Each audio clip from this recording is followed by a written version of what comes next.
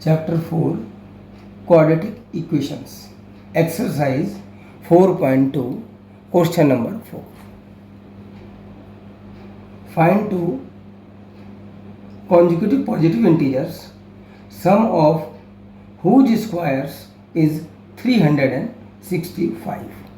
तो देखिएगा यहाँ पर टू कॉन्जिक्यूटिव पॉजिटिव इंटीजर्स दिए हुए हैं। ये कॉन्जिक्यूटिव पॉजिटिव इंटीजर्स कौन से होते हैं? तो पॉजिटिव इंटीजर्स तो आपको पता ही है, जैसे 1 2 3 4 5 ये सब पॉजिटिव इंटीजर्स हैं। लेकिन कॉन्जिक्यूटिव का मतलब क्या होता है? देखिएगा जैसे 1 2 3 ये नंबर है, 1 के बाद में 2 आना चाहिए, 2 के बाद में 3 होना चाहिए। तो कॉन्जिक्यूटिव नंबर में क्या होता है, 1 में 1 ऐड किया तो 2 आ गया, 2 में 1 ऐड करेंगे तो 3 आ गया। जैसे 1 और 3 ये कॉन्जिक्यूटिव नहीं है, क्योंकि 1 के बाद में 2 होना चाहिए, ठीक है ना। तो 1 2 3 जो सीरियल वाइज नंबर होते हैं उनको बोलते हैं कॉन्जिक्यूटिव नंबर। कॉन्जिक्यूटिव नंबर में क्या होता है, प्रीवियस नंबर में 1 ऐड कीजिएगा नेक्स्ट नंबर आएगा, फिर 2 में 1 ऐड कीजिएगा नेक्स्ट नंबर आएगा, 3 में 1 ऐड कीजिएगा 4 आएगा। ये these are called consecutive positive integers, ठीक है। तो इसमें क्या होता है कि हमने फर्स्ट पॉजिटिव इंटीजर ले लिया x, सेकंड क्या होगा, x में क्या ऐड करेंगे 1, प्रीवियस में क्या ऐड करेंगे 1, तो सेकंड पॉजिटिव इंटीजर हो गया x प्लस 1। ये हमारे दो पॉजिटिव कॉन्जिक्यूटिव इंटीजर्स हो गए। अब हम पढ़ते हैं कंडीशन। कंडीशन क्या कहती है भाई, सम ऑफ हुज स्क्वायर्स, इनके स्क्वायर्स का सम, दोनों का स्क्वायर कीजिएगा और उनका सम लीजिएगा। x का स्क्वायर x स्क्वायर हो गया, सेकंड नंबर है x प्लस 1, ये हो गया x प्लस 1 का होल स्क्वायर, इक्वल टू हो गया 365। It is given in the question.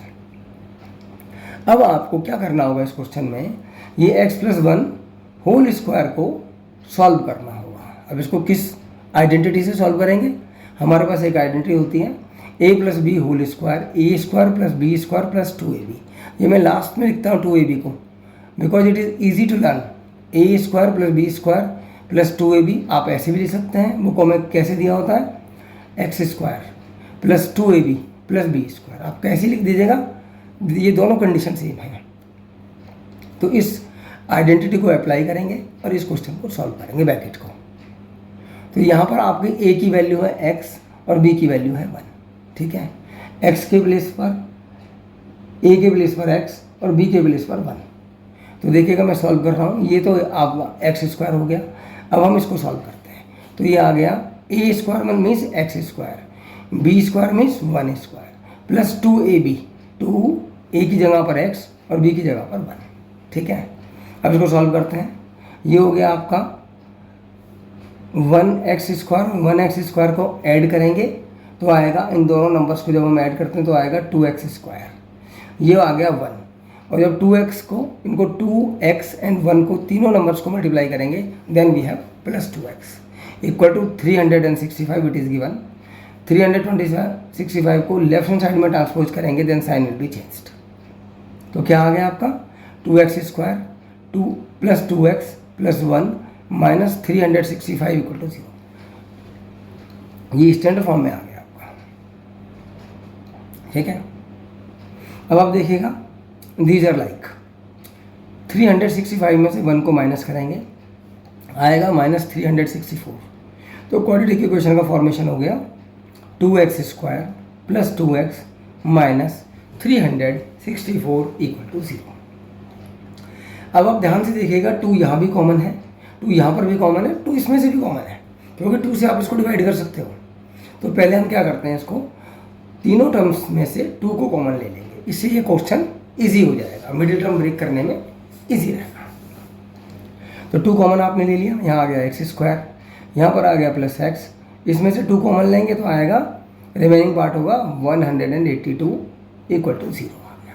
तो 2 की इसके साथ में मल्टीप्लाई हो रही है, तो 2 को जब अदर साइड लेके जाओगे तो डिवाइड में आ जाएगा। ये आप लिखेंगे X square plus 1x minus 182 equal to 0.2। When we divide 0 by 2 you will get 0। तो ये आपके क्वाड्रेटिक इक्वेशन फॉर्म हो गई, X square plus X minus 182 equal to 0। तो यहाँ पर देखिएगा ए की वैल्यू 1, बी की वैल्यू 1 एंड सी की वैल्यू होगी माइनस 182।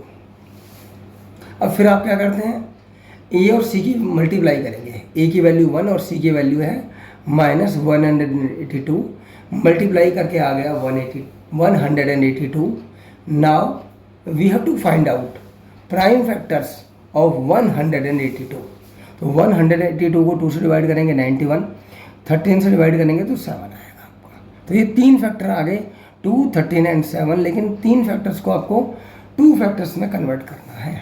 तो देखिएगा 2 और 7 की मल्टीप्लाई 14 आ गई और ये 13 है ही। When we add both the numbers, जब आप ये देखिएगा आपको क्या रिक्वायरमेंट क्या है, आपकी रिक्वायरमेंट है आप इनको ऐड करो या माइनस करो, ठीक है। माइनस करने पर या ऐड करने पर 1 आना चाहिए, तो प्लस करने पर तो आएगा 27, वो तो पॉसिबल नहीं है।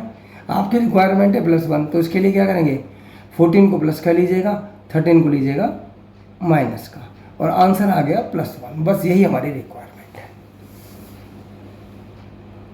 ठीक है।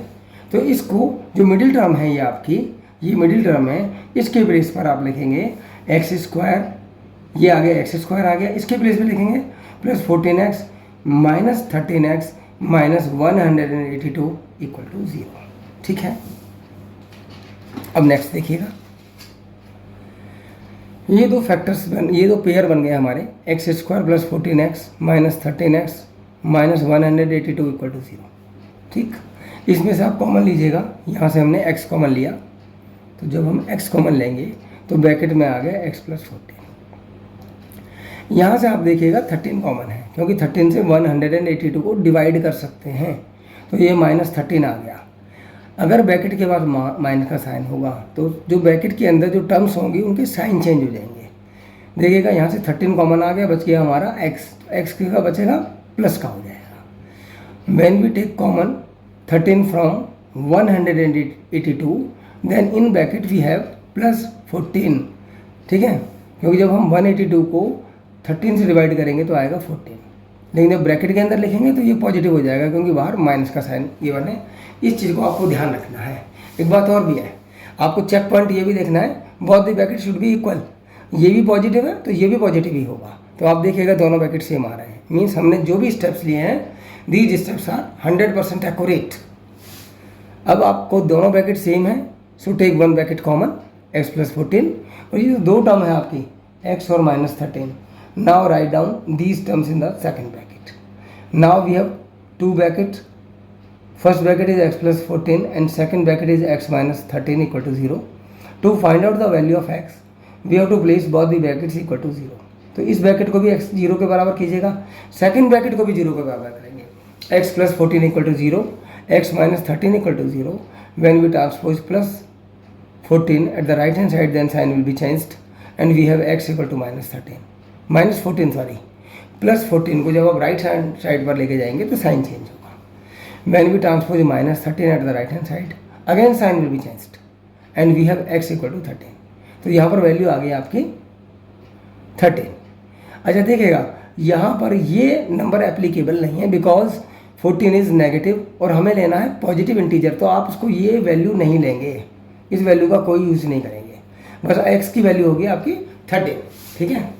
तो फर्स्ट कॉन्जिक्यूटिव पॉजिटिव इंटीजर हो गया 13।